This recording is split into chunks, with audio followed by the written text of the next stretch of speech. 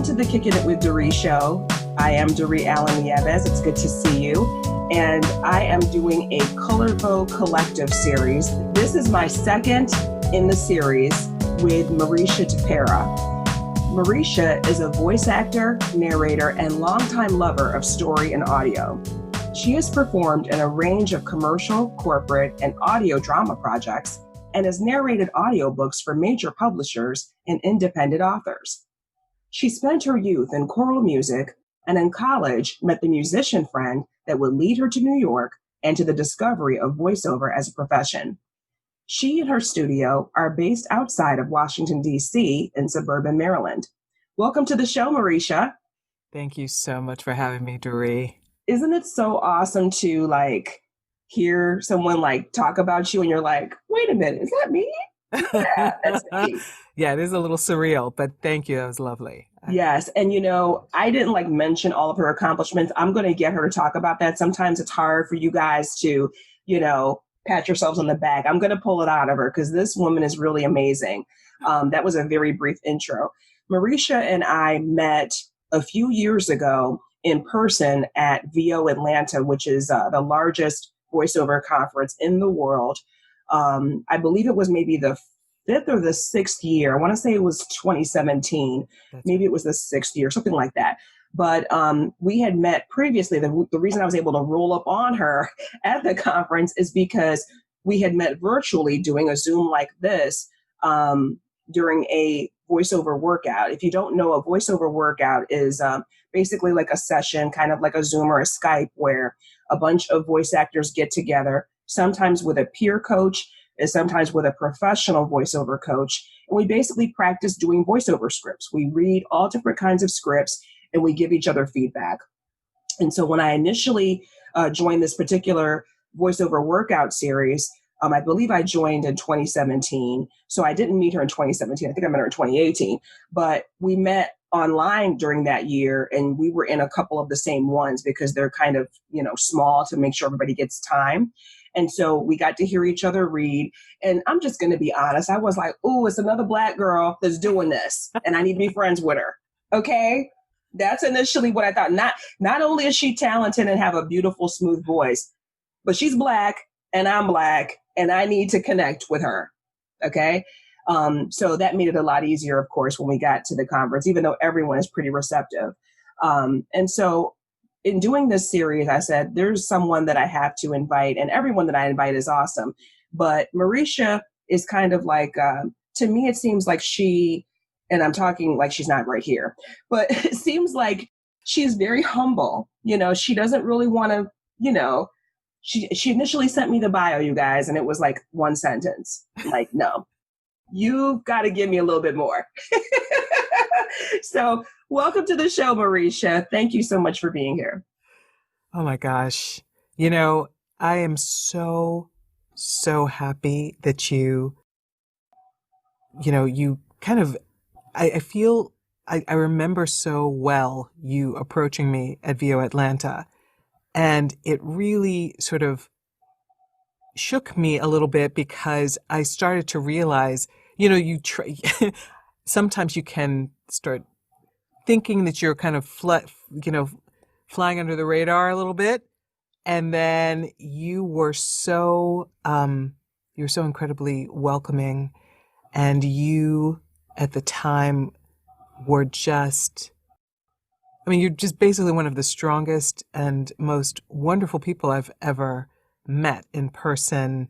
I just was so impressed with how you were handling yourself and your focus in the midst of, going through some stuff. And I had been through some stuff, a little bit while before. So I felt very connected to you. And I also just appreciated you appreciating the opportunity to connect with me. It meant a lot. So yeah, that was a beautiful thing.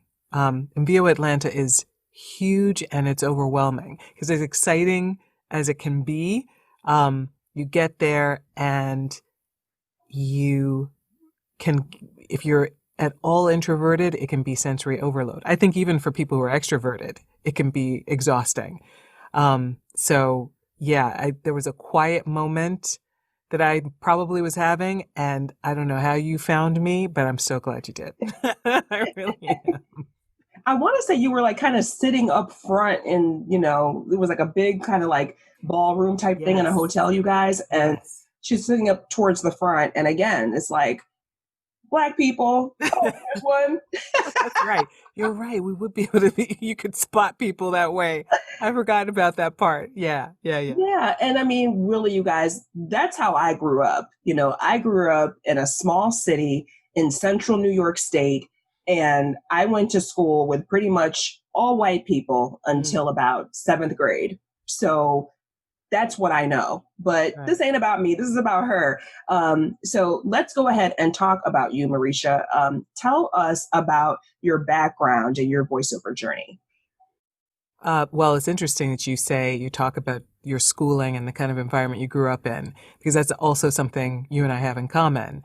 Um, I, I'm actually one of the people was actually born in DC, so there are not that many people are kind of um, transient here, but I actually was born in DC. I ended up growing up though in the suburbs, so I was outside a little bit more. But yeah, I went to it's very um, schools that had a lot of diversity. You know, people from all cultures, all kinds of ethnicities, and so that did affect things. And we can talk about that a little bit later.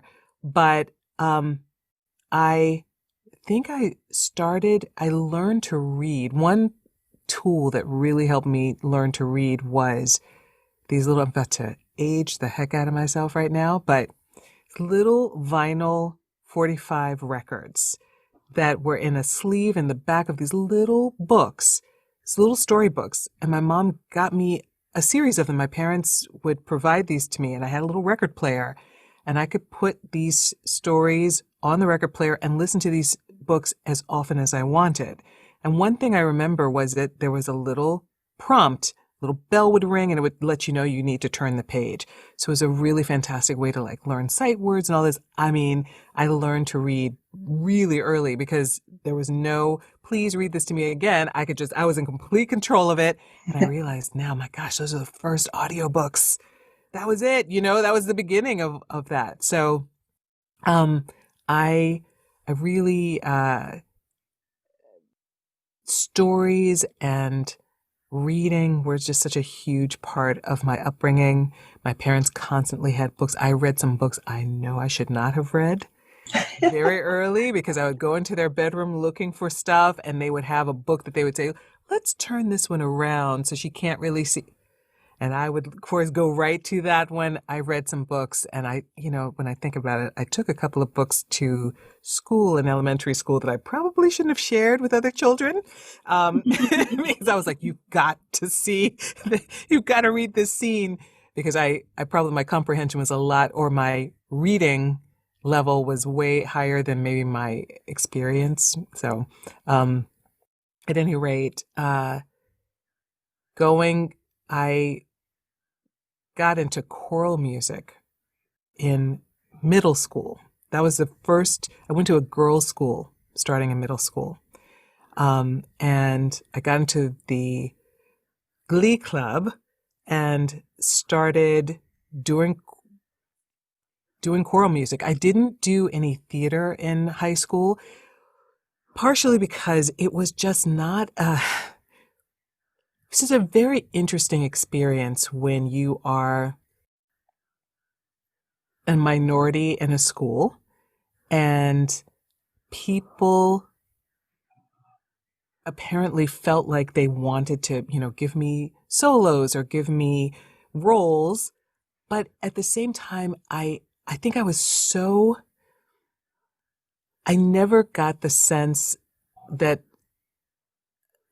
of encouragement. It was kind of like, we're not really sure what to do with you, but they kind of wanted to give me an opportunity to do things. And then at the same time, there was just ambivalence. I just felt this ambivalence. And I personally, I mean, I've always been a kid who's very sensitive and kind of tuned into people's, I mean, to my detriment, kind of tuned into people's energy and their attitudes towards me.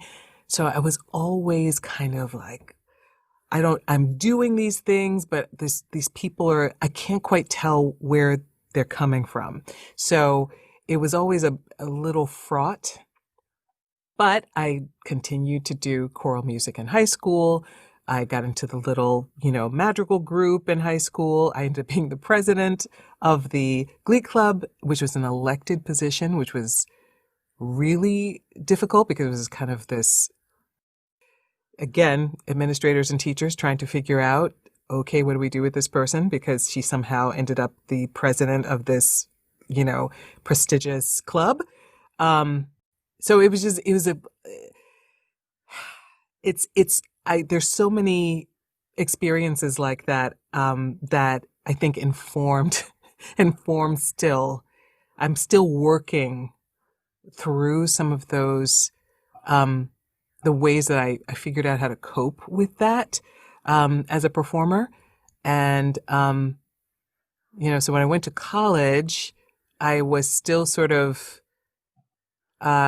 just trying to find my place and figure out what I was doing. But I ended up being an English major, which was just fantastic. I loved that. And I took a lot of music. I did choral music again, and that was something I was doing for credit. I did a lot of stuff in the music department. I, did some fine art. I mean, I just really got to dig into some liberal arts goodness. Did some psychology and film class, things like that. And the last year I was about to leave and realized, oh, wait a minute. This is my last, sort of all you can eat buffet time to grab some classes. So I really dived into the drama department, read a bunch of plays, did acting and directing class.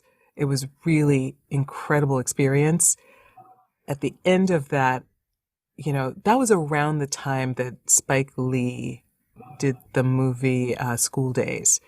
And so many people have no idea what I'm talking about, but you should look it up, because what he presents is so much how it's obviously a stylized and a heightened version of it, but that is how college was. I mean, he really kind of dives into colorism and a lot of stuff that was going on with the sororities.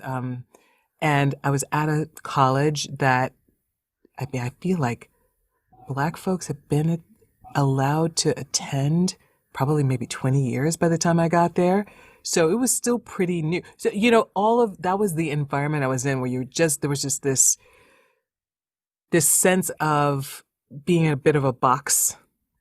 So I know that I thought, well, even this is something I really enjoy. There's no way somebody who's like me is going to be, I'm not going to be able to make it and make a living at it. So it's something I just never considered.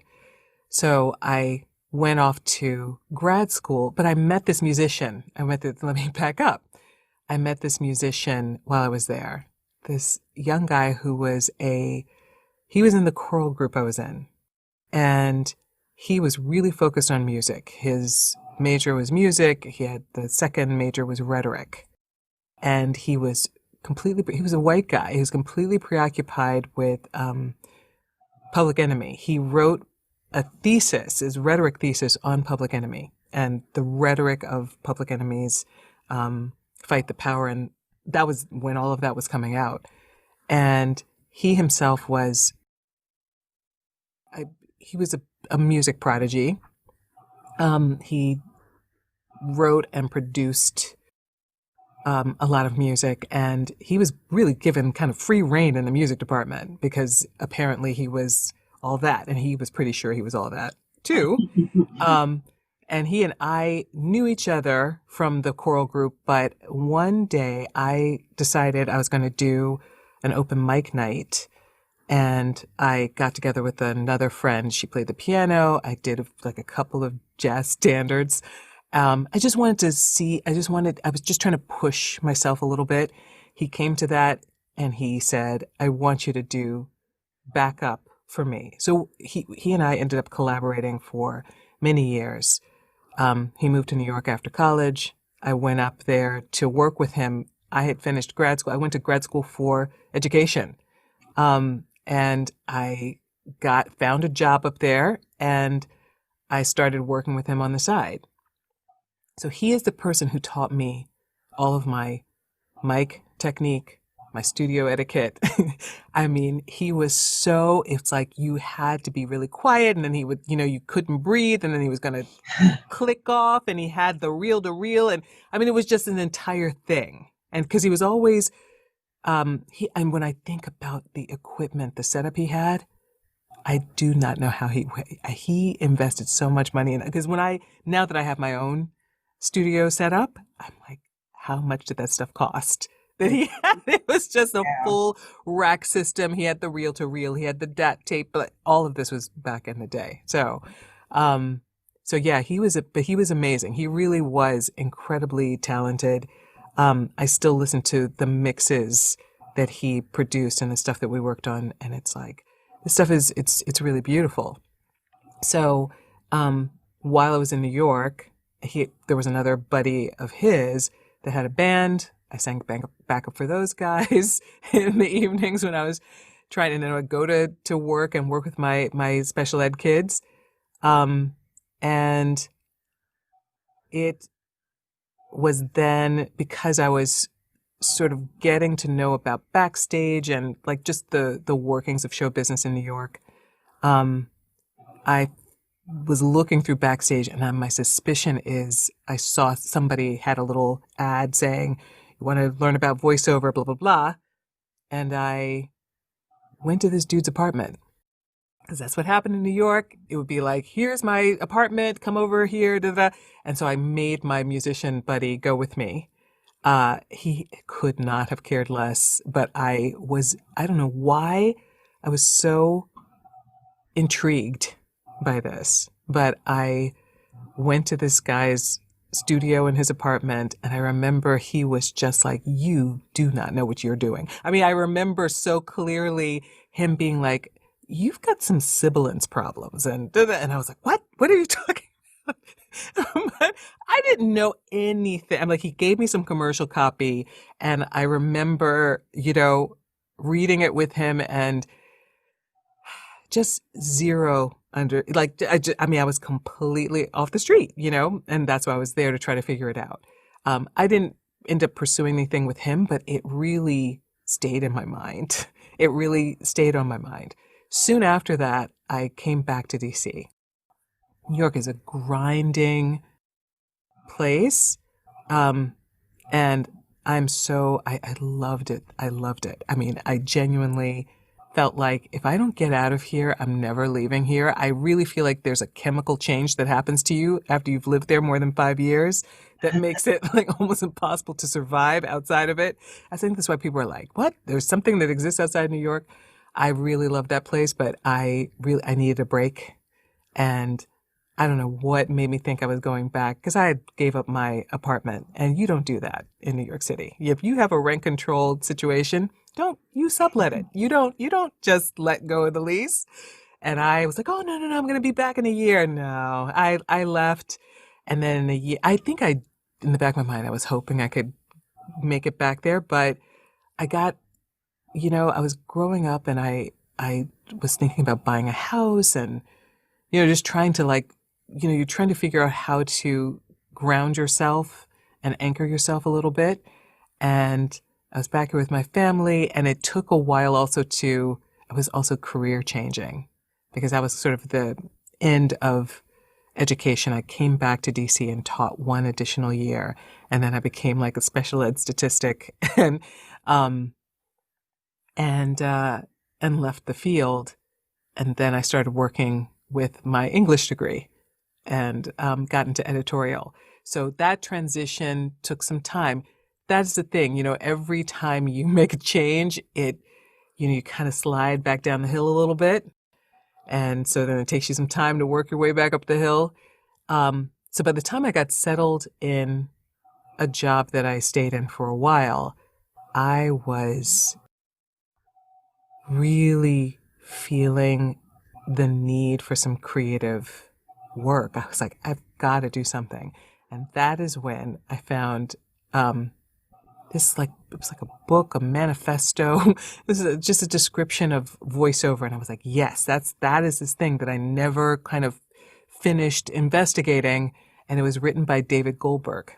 And that was back in the day before, I mean, he had Edge Studio. He called it Edge Studio, but it was just, he had like a few little rooms. He had a studio, but it was pretty much him and maybe a couple of other people. It was really, really early. And in fact, it was the week before 9/11. I went up there, sat down with him. He had a little seminar. It was an intro course. And then he had all of us read. He talked, he read some of his stuff. He had all of us read, and then he kind of talked to you privately afterwards and kind of gave you the thumbs up or the thumbs down. And so I ended up training with him over the phone back in DC. Wow. So this is before, we had, we definitely had computers, but you didn't have broadband. It was still dial up. And so it was telephone, and oh my gosh, him hearing his voice through the speakerphone, and we worked and worked and worked. And then I went back up to Connecticut he had a studio in his house. I went to Connecticut, I had my narration and my commercial demos. I still like those demos a lot.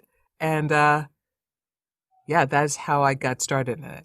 And it's been extremely part-time, super part-time for many, many years. I had a few, there were these sort of stages. There was a stage, it was like kind of stage one, and then I kind of came to some conclusions about how I wanted to approach it.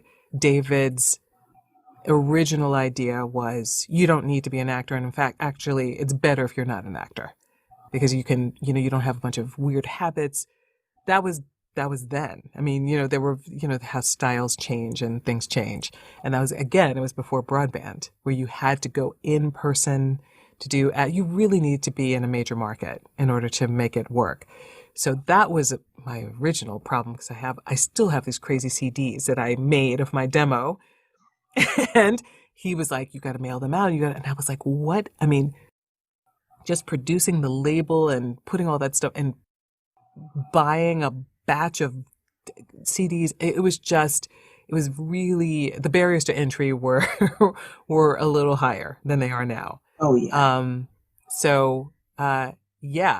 I went through a variety of stages, but the thing that changed was in 2016, this full-time, very demanding job I had came to an end. There was mergers, acquisitions, and so much life change had happened for me at that point that I was very ready for that to end. And immediately I had a little bit of severance, and I was like, this is like going to be like a little sabbatical for me. And I started learning. I was like, I need to edit, to nail down my editing, my audio editing. And I bought Twisted Wave, and I think I must have had Twisted Wave already, but I bought Twisted Wave and got George's editing class, and I worked on that. And George Whittam, thank you. Uh-huh. And I started looking around for a coach to make a new narration demo. I had done a commercial demo in 2013 that I never really got to pursue because, had some life issues, family issues that, just needed my full attention. So by 2016, it was the beginning of really understanding and like really diving into the business and prioritizing it over my day job. And I still do have a part-time day job, but it's it's like a 3/4 time job. But this is my focus. So Yeah, that's the story. I've been doing voiceovers now for a few years, but I actually sat on this idea for over 10 years. 10 years of thinking about it, wondering, maybe I should, maybe I shouldn't. I don't know. I don't know how to break in. What do I do? I don't know anybody that does that. All these different doubts and doing Google searches and coming up with way too much information and not knowing where to start. So it's time for me to pay it forward, and I thought I would help others who keep asking me and DMing me, how do I get started? If you want to share your voice with the world and you're interested in starting a voiceover career or just trying to understand what it takes to get started, I can help you. I created a free resource guide that has links to courses, training, blogs, Facebook groups, and tons of things that'll give you good information to get started and not overwhelm you. These are resources that I've curated myself, and they've served me well as I've started on this journey. Want yours? Sign up and get yours free at bit.ly/Daree voiceover resource. bit.ly/Daree voiceover resource.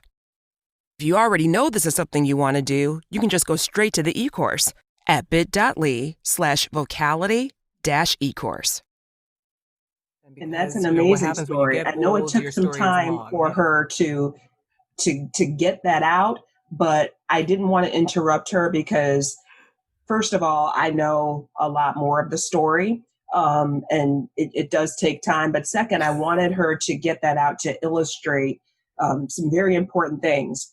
You know, first of all of our backgrounds as voice actors are very, very different. So even though she and I have some similarities, we didn't grow up in the same place. We just met each other a few years ago. We don't have any, anything else in common really. But it's like you can be successful regardless of like how many digits there are. Like there's different ways, and we'll talk about later how you define success, but there's a lot of people that start off pretty much just not being actors, maybe not even in New York City. You know, there's a few people that I'm interviewing for this series that were in major cities, but I'm not, and most of us aren't anymore because now we rely a lot on home studios. More so because of COVID, but even before COVID, home studios really put you in the driver's seat. So I wanted to make sure that she got those points out to illustrate that, you know, you can, even though she started out, she's an OG, you know, Edge Studio only had, like, was in his house. I mean, come on. But it's like, and I started with Edge Studio too, and it was way different when I started. It was actually like right off of Times Square down the street. So a little different. But it just goes to show that you can start from anywhere and still be successful. You don't have to be ashamed of what you're doing if you are, someone that's doing it as a hobby at first or just really, really part-time at first, which I think most people, there are people that get laid off maybe from radio or other types of jobs and they say, well, listen, voiceover is similar and I'll do that. But by and large, most of us weren't laid off from one thing and then started voiceover. It was something that we kind of had been, hinting at in the back of our minds. Either we wanted to do it or someone else said, you need to do this, you need to do this. And it's just like a slow progression. And you don't even have to have, I don't think, the goal of being full-time if you don't want to. I think that it is perfectly respectable as long as you, actually like care about our rates and care about our industry. It's perfectly respectable to say, I want to keep doing this 9 to 5 or whatever gig I'm doing over here and do the voiceover. I think that they can coexist. That's just like a little side note there, because I know there are some people that have this perception, I don't know why, that, you're not a real voice talent if you're not doing it this many hours or making this much money a year, or if you aren't doing national commercials. Like that invalidates your talent or what you're doing. So that is the whole reason why I let Marisha go on, because she has been doing this a long time, even though there's been different things happening, and because I wanted you to hear it from her mouth. So thank you I know it took a while, but thank you. And also I wanted to also give you the chance to breathe. So, to take a sip of water or whatever you need to do. So now that we've talked about where you've been and where you are today, What would you say has been your biggest or one of your biggest challenges as a voice actor? You touched on some of it just now when you're talking about it's really mindset. I think trying to figure out how you identify. It has taken me a really long time to think of myself. I think I was surprised to discover that I wasn't really sure about how I identified. If somebody approached me and said, because as time goes on and as you do things in your sort of non-showbiz life, you encounter people and they're like, oh, do you do blah, blah, blah? And I had the hardest time saying, yes, this is something that I do. I was shocked at how difficult I found that, how long it took me to say, oh yeah, and I think I'm sure there are other people who are sort of struggling with that because for whatever reason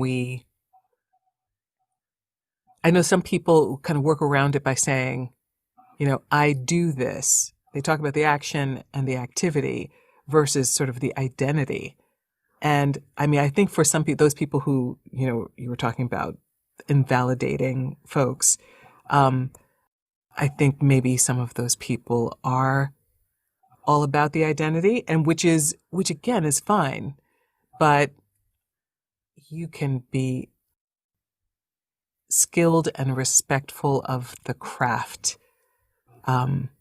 absolutely, without identifying yourself any particular way, So yeah, I think the biggest challenge is just the mind, just figuring out where I stood in my own mind, as a performer. And, kind of allowing myself to take myself seriously, but not too seriously. Obviously, you don't want to take yourself too seriously, but to take my work seriously. Mm-hmm.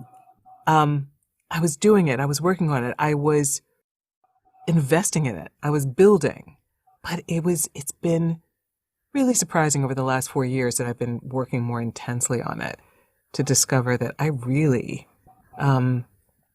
needed to give myself permission to say, no, you're doing this. This is what you're doing. Mm-hmm. Absolutely. So, and, yeah.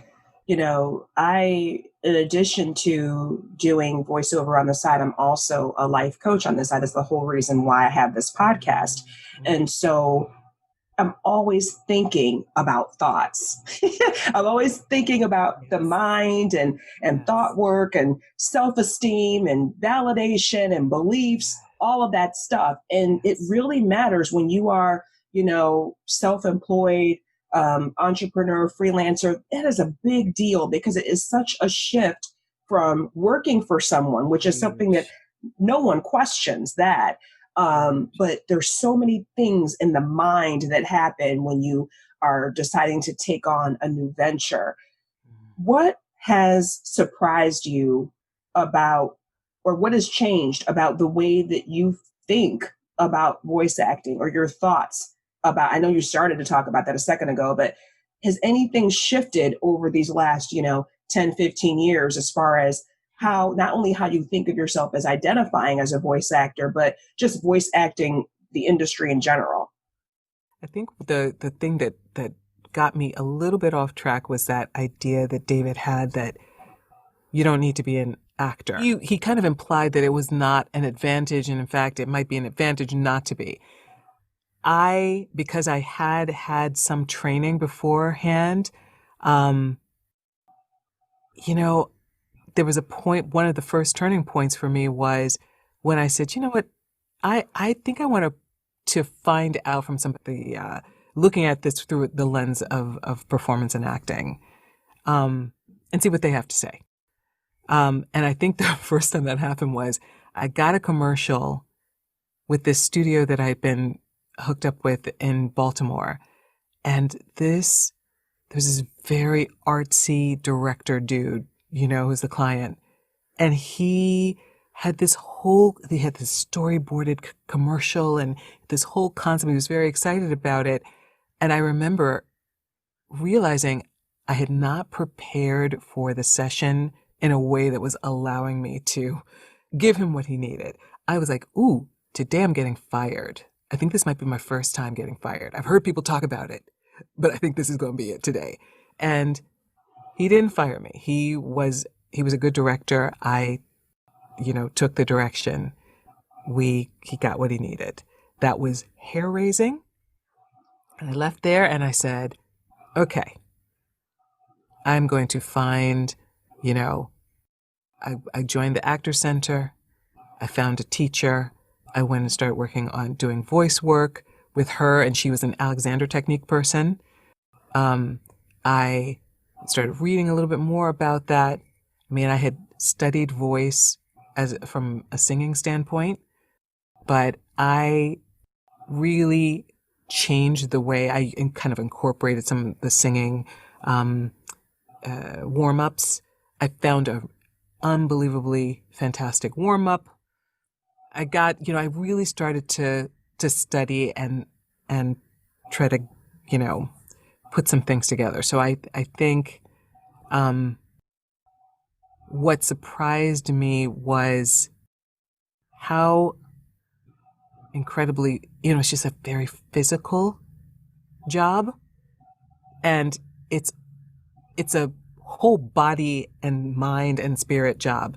And you also have to be, you cannot half-ass this. You have to be present. You can't be thinking about, the things you're worried about. You can't sort of multitask. You just cannot do that. It really takes so much focus and so much preparation and energy. And that was a helpful thing to discover. And it was surprising because I was like, wow, I can't play around with this. And to this day, I'm saying, I'm always thinking, yeah, this is, your instrument. And you have, there are ways I'm like, I need to work on X, I need to work on Y. There's always a list of stuff I need to be working on and just trying to support the craft that I'm doing, because you realize you're like, wow, I got to hear. If I had more command of, or more, have more dialed into certain things, I think I could, go to the next level. So, I think that's the thing that's most surprising. It's very, it really requires a lot of your attention. I think that voice acting is also like a journey of self-discovery, because, when you're stage acting, and I don't know if this is what David was referring to, but when you're stage acting, or when you're, any kind of on-camera acting, you are aware that there are people watching you. When you're voice acting, 99% of the time you don't have an audience. So you have to do that much more. Like you were talking about physicality, you have to do that much more to convey whatever is going on in the script. I think it does help to sometimes incorporate some of those on-camera acting techniques. I know you mentioned one. I'm trained in Meisner, and there's many. But I also think that you just got to get comfortable. You've just got to, I don't know if you remember this from back in the day when I started the voiceover workouts, but I used to always apologize when I got on there like, oh, I'm not good at commercials, or, oh, you guys are looking at me and, I don't want to smile. And they're like, Daree, smile when you're reading. And as soon as I do it, I'm like, oh, I feel so stupid. It's so cheesy. And they're like, that sounded amazing. Do that every time. And I'm over here sitting here feeling like a jerk because I'm worried about everyone looking at me while I'm performing. And that's not a normal thing for voice actors. What we look like is very, very, very, very secondary to, what we're conveying with our voice. And we have to use our body that much more to get into it. So this is very helpful, even though it looks distracting. Like, why is she moving her hands? I'm from New York and this is how I talk. But it's helpful to move when you're in the booth, in the closet, wherever you're recording to, 100%. Convey whatever you've got to convey. And I know you and I have talked before about the fact that not only is it a journey of self-discovery, but there's incremental growth, personal growth, as well as the professional growth. If you keep on with your, keep on with the business, even if you start and stop and life happens and you come back. And you have used this concept that I love, which I would love for you to explain, called hurrying slowly. Sounds like, an oxymoron. So tell us what you mean by the fact that it's an asset, for at least for you anyway, for you to hurry slowly. There's a very smart podcaster out there who came up with that concept. And so that's not mine. But the idea of hurrying slowly was very helpful when she started talking about it, because I do feel like sometimes, the tortoise is my totem animal or something. I do like to sort of get ducks in a row, sort of get the lay of the land before I start doing things. But I also realize, even if I were way, way faster, if I were naturally faster, I think the thing that really strikes me, and this is with business, and you as a life coach, I know you're incredibly aware of this. Things take time. Things just take time. You can, by the time when you're young, you're like, come on, get out of my way. And when you're older, you're like, you know what? I don't have a lot of time left. I need to get this moving. And also, by the way, I've put in, however many years, I've paid my dues. Do I have to start from scratch again? I don't like the way this feels. And it's just such an exercise in, sort of, trying to go with the flow a little bit. And I guess it gets back to that sort of this idea of being present. And the hurrying slowly is, I need to have a sense of focus, and the urgency is about, being engaged, I guess, the hurrying part. It's about being engaged. It's about taking action, really, really making sure you're keeping that momentum and you're doing something every single day, and you're staying engaged, and you're keeping the ball rolling. But the slowly part is, it takes time for things to coalesce. It takes time for things to gel. It takes time for things to reveal themselves. And with business, people will tell you everything you read will say, it takes 3 or 4 years to build a business. And you're like, how long? No, it takes 3 or 4 years. Even people that look like they've exploded within a few months, believe me, they were laying the groundwork for, even if they're kids.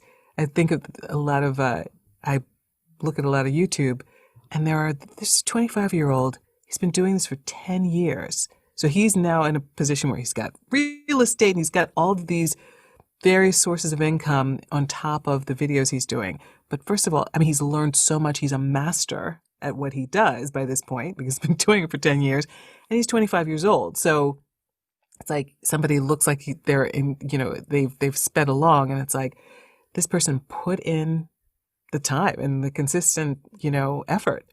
And I guess for me, I've had to remind myself of that, because often I'm saying, you take forever. Because I'm definitely somebody, I'm in the, I'm really diving into this later, starting to work on this in the full-time mindset later. But boy, I feel like I don't know that it would have worked any sooner. This is the time. And so this is what I'm doing. Yeah, I think a lot of us, when we get to a certain point, whether it's 35, 45, whatever, this is just a general statement here that I know most of you will be able to relate to. So you get to that point in your 30s, it's probably the first time when this thought comes in and says, you know what? I'm blank years old and I should be here by now, but I'm only here. And that's a very kind of normal kind of statement, but it's also kind of devaluing because, whether you've put pressure on yourself or not, it's like you said, Marisha, things are happening the way they're supposed to happen. You have no idea if you made a different decision here, here, or here, Right. where you would end up. Some people say, oh, if I had only done this in 2002, then I would be here now, or I would have this much money, or I would be married to this person, or I would be doing this kind of work. How do you know? Right. No one will ever know. That is not a helpful thought. That doesn't serve you. That doesn't move you forward with the goals that you have. Wherever you are is where you're supposed to be right now. Whatever has happened along your journey is going to inform your future and help you make better decisions. People have come along. Some people are still in your life. Some people were only there for a season. Everything is working out for your good. That's the kind of thought that you need to have instead of, man, I'm this old and I should be here by now, but I'm not. No, you're this old and look at everything you've accomplished. Look at everything you've learned. Look at all of the wonderful people that you have met along the way. Yes. Absolutely. I love everything you just said. And it's true. That's the stuff that keeps me going because, I'm so grateful for all of the years I had working with art directors and working in agencies and, getting a chance to meet other voice actors and getting a chance to do, I had so many in-studio sessions. So now that I'm in a home studio, even as scary as it is to try to engineer your own, directed sessions, I understand how those sessions go because that's the bulk of what I did over that first era before, we had so much broadband and all of and you had technology. you I don't know how long you've had that set up, but I remember last year when I think it was last year or the year before when I moved into this house, I got Source Connect for the first time, which is a way, you guys, if you don't know, that you can record, broadcast quality home studio to actual regular, not at home studio, and connect the two studios together. And so when you first set it up, I think I had just moved in this house and I just got my Wi-Fi. And, a lot of times we voice actors were very helpful to each other. And we're like, hey, can somebody do a test session with me? Because I can't get on this roster or do this job or whatever unless everything is working properly. You don't want to seem like you're unprofessional, that you don't have your ish together because, your sound is crappy. If your sound is crappy, it's not broadcast quality. They can't use it. You'll have to actually physically go to a studio. So Marisha was gracious enough to be like, oh yeah, girl, just, here's my ID. And we did the thing. Didn't sound quite right. Wasn't right. But that's my sister. So she was like, look, maybe you got to do a little tweak here. And the customer service was great. So it didn't take much, but it's just really helpful to be able to have people to, work with and be friends with, to understand that challenge of, changing one little thing in your home studio. It could be that broadband connection. It could be a mic. It could be a preamp. It could be moving the material on the wall. It could be any little thing that you change that changes your sound. And so you need people that you can trust so that you can deliver, that quality VO that you want so you can keep getting hired. Indeed. We are coming to the end of our time together, sadly, but I want to close with a couple of questions, as always. For those of you that are loyal listeners, you know what I'm about to ask. How do you define success? To me, success is options. It's having comfortable, desirable options, and appreciating them. appreciating them and being open to them. I think that's the other thing. Oh, you know, sometimes things are being presented to you and you're over here looking, you know, for something else and something, if, you know, it's again, that whole thing of just trying not to always muscle through something and just relaxing and opening your eyes and your ears and your spirit. But yeah, that if I can manage that, and let things flow to me and appreciate them and take advantage of them, that would be success to me. And then finally, what advice would you give to your younger self? This was so hard because when you're young, you're doing the best you can with your given circumstances. So it's like, would I go back and try to mess around with that? But there's so many, and also, by the way, there are so many things that I would say, but I think the main one that I'm still probably working on today is you don't need anybody's permission. Stop looking for permission. Stop waiting for somebody to anoint you or to say you're okay to do so. I mean, it is just, you don't need it. That is so profound. You guys, I'm going to put a link in the show notes. I did a show, I think a couple years ago, about the fact that, you know, I think it's called Permission Granted.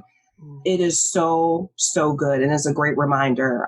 But I think it kind of matches, that question kind of matches a little bit of what I was talking about a moment ago with, oh, well, I should have, you know, been somewhere else by now, or I should have been further along by now. But really the question about asking advice that you would give to your younger self really has to do with what you've learned that you could apply, not that you would necessarily make a different decision.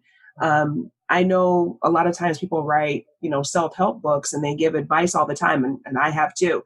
But it's like that advice, I think, and everything that you've shared here in this show helps people that haven't, you know, gotten there yet, or that feel a little discouraged about, you know, not being in the place that they want to be in. And I love that whole thing about the permission, because it's like, you know, you're being unapologetic about, you know, the decisions you want to make, the things that you want to do, and even sometimes the mistakes you make. Sometimes you make mistakes that you have to apologize for, but some mistakes you don't. Sometimes we beat each other up for mistakes that, you know, maybe they're inevitable, or, you know, maybe they didn't really hurt. Maybe they helped.